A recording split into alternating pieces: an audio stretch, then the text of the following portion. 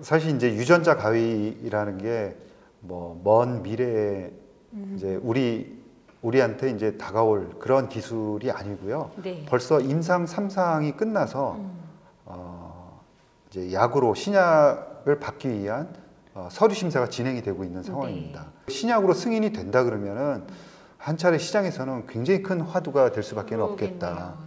네, 안녕하십니까. 저는 이혜진이라고 하고요. 1995년부터 주식 운용을 시작해서 21년까지, 그러니까 2021년까지 펀드 매니저로 일을 했습니다. 바이오 산업이 장기적으로 성장할 수 있을 거라는 전망이 굉장히 많은데 왜 그렇게 전문가분들이 말씀하시는지 그 이유가 있을 것 같아요. 뭔가요? 네, 기본적으로 뭔가를 관측하는 기술이 필요한 겁니다. 그래서 관측이 돼야 하고 그 다음에 그 관측한 거를 분석을 해야 되고 그리고 분석한 것을 또 그냥 그 조작할 수 없다 그러면은 아무 의미가 없는 거죠. 네. 그래서 우리가 필요한 부분을 조작을 해야 되는데 이 세 가지 관련한 기술이 이제 개발된 게 2010년에서 12년 사이다라는 게 상당히 중요한 의미를 갖는다라고 보겠고요. 그리고 그 어떤 기술이냐면은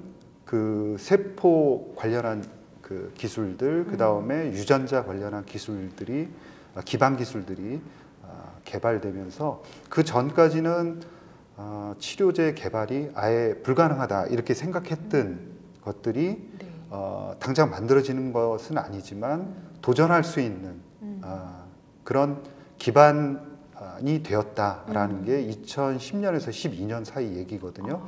그리고 나서 사람 몸에 그런 기술들을 직접 임상하는 그런 임상들이 활발하게 올라온 것이 2017년부터예요. 그리고 나서 그 관련한 뭐 IPO라든가 그 다음에 이제 벤처 캐피탈들 그리고 M&A들 이런 것들이 활발하게 일어난 게 2017년부터 기하급수적으로 벌어집니다. 그래서 우리가 반드시 알아야 되는 게 그런 기반 기술이 태동을 했고 그에 따라서 지금 바이오가 뭐 금리에 의해서 이제 꺾인 것처럼 이렇게 보이지 않습니까? 그리고 굉장히 출렁이고 성과가 없는 것처럼 보이지만 굉장히 큰 줄기는 오히려 굉장히 건강하게 올라가고 있다.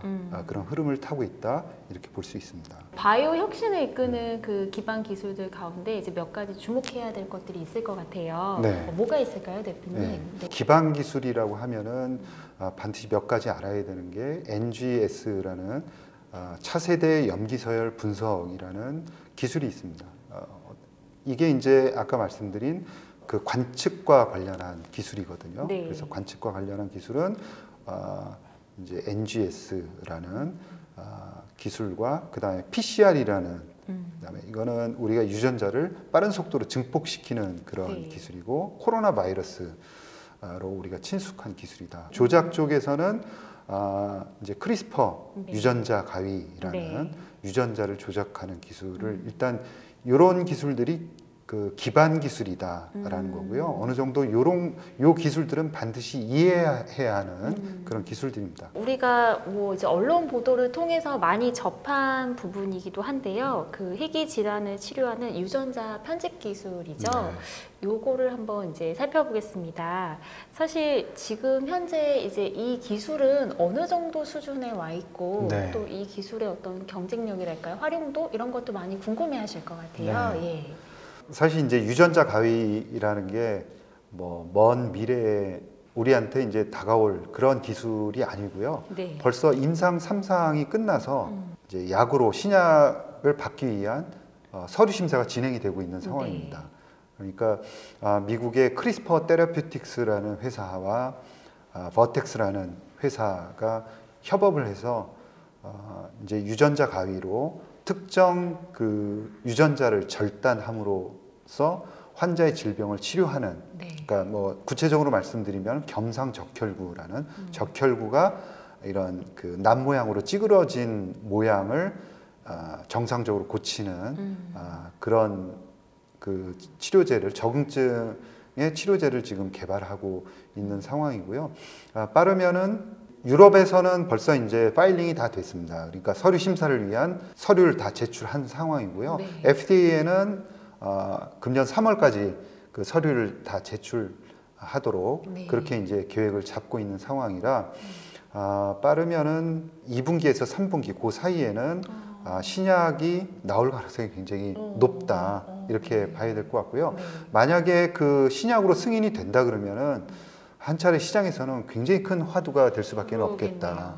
네. 예. 그래서 뭐 우리나라에서는 지금 툴젠이 유전자 가위로 네. 지금 임상에 요번에 이제 진입을 호주로 이제 물질을 이제 이전을 했는데 네. 호주에서 임상 1상이 이제 진행이 되는 그런 상황이고요.